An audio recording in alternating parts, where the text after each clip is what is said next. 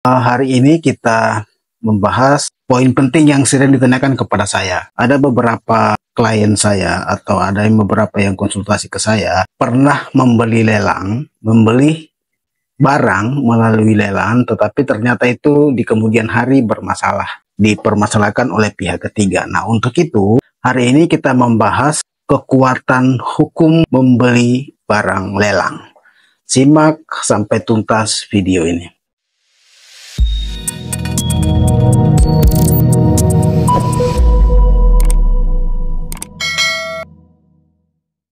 Halo, assalamualaikum warahmatullahi wabarakatuh. Jumpa lagi di Rifai Hadi Channel. Hari ini kita membahas poin penting yang sering ditanyakan kepada saya. Ada beberapa klien saya atau ada beberapa yang konsultasi ke saya pernah membeli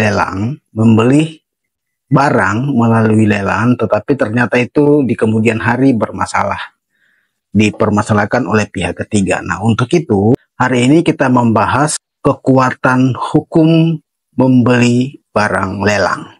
Simak sampai tuntas video ini.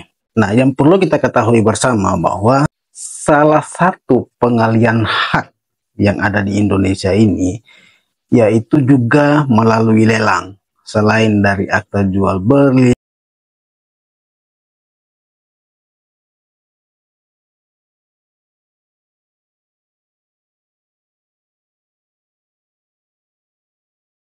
nah, namun demikian, meskipun seseorang itu telah mendapatkan barang tersebut melalui lelang, ada saja orang-orang yang komplain barangnya itu kemudian berpindah hak karena dilelang, sehingga berujung pada sengketa baik di dalam pengadilan maupun di luar pengadilan. Nah, sebelum kita membahas lebih jauh, kita mungkin bisa memahami terlebih dahulu apa itu lelang.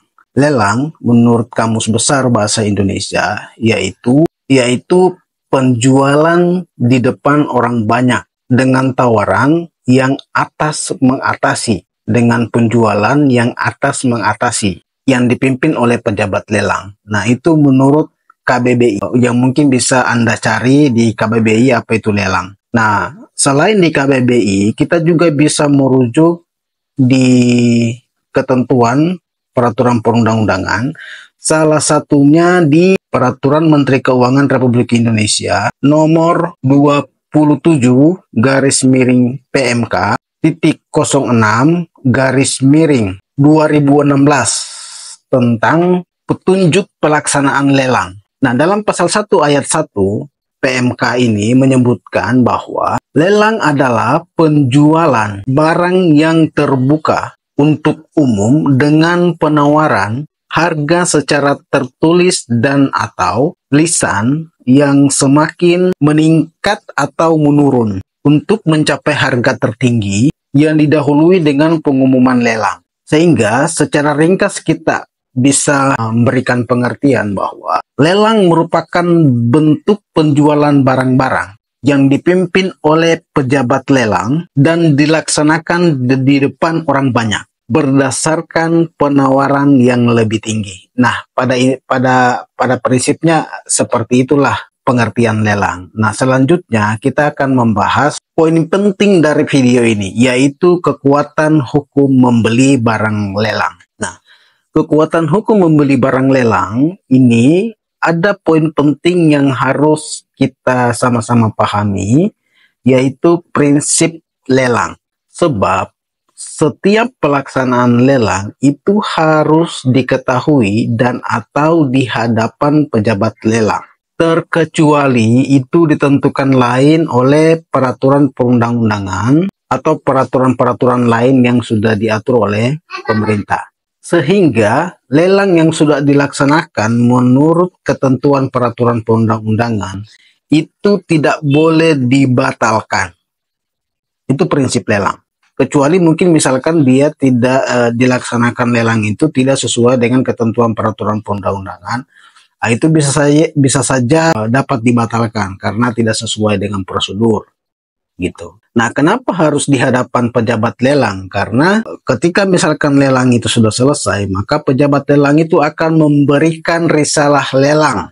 Bisa katakan itu akta jual belinya.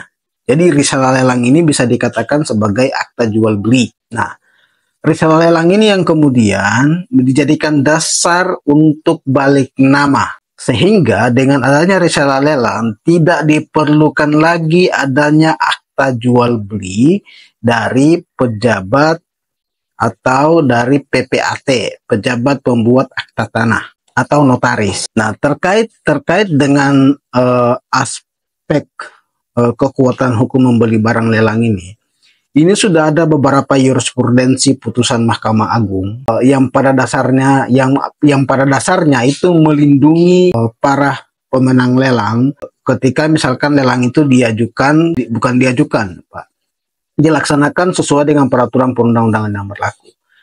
Jurisprudensi yang pertama kita kutip di sini adalah putusan nomor 1068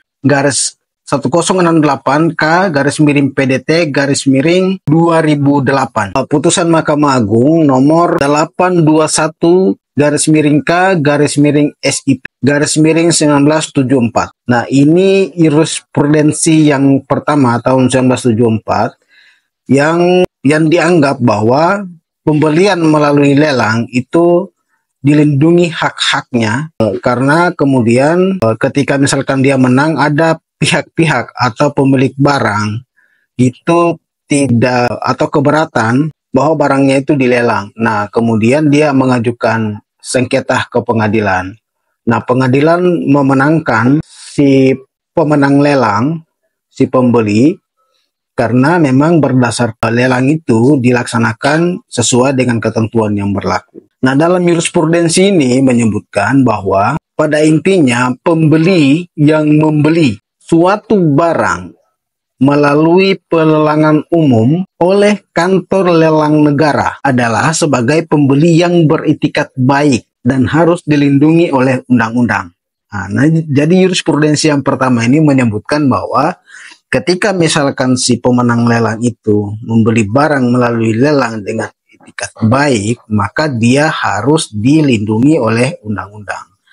Nah, kemudian diikuti jurisprudensi nomor 1068 K garis miring PDT garis miring 2008. Nah, garis besar dalam pertimbangan hukum jurisprudensi ini ada dua. Garis besarnya ada dua. Yang pertama, bahwa putusan ini menyebutkan bahwa pembatalan lelang yang telah dilakukan berdasarkan adanya putusan yang telah berkekuatan hukum tetap tidak dapat dibatalkan. Poin penting yang kedua, bahwa sebagai pembeli lelang terhadap objek sengketa sesuai dengan berita acara lelang adalah pembeli yang beritikat baik. Oleh karena itu harus dilindungi, begitu kata putusan ini. Karena lelang didasarkan pada putusan yang berkekuatan hukum tetap. Oleh karena lelang didasarkan oleh putusan yang berkekuatan hukum tetap, maka lelang tersebut adalah benar. Begitu. Jadi, oleh karena adanya sudah putusan pengadilan berkekuatan hukum tetap, maka jurisprudensi ini menyebutkan bahwa lelang itu adalah benar. Nah, dengan uraian-uraian tersebut, maka kekuatan hukum membeli barang melalui lelang itu sudah jelas. Oke, sepanjang itu dilakukan berdasarkan peraturan perundang-undangan yang berlaku. Misalkan di depan pejabat lelang, prosedur-prosedurnya sudah dipenuhi, segala macam. Jadi kalau seperti itu maka posisi hukumnya itu sangat kuat, begitu. Dan tidak diperlukan lagi akta jual beli karena risalah lelang itu sudah dianggap sebagai akta jual beli. Dan itu bisa dijadikan dasar untuk balik nama. Oke, demikian. Semoga dapat sedikit mencerahkan. Jika ada pertanyaan silakan komentar di bawah dan jangan lupa like dan subscribe serta share. Demikian, Assalamualaikum warahmatullahi wabarakatuh.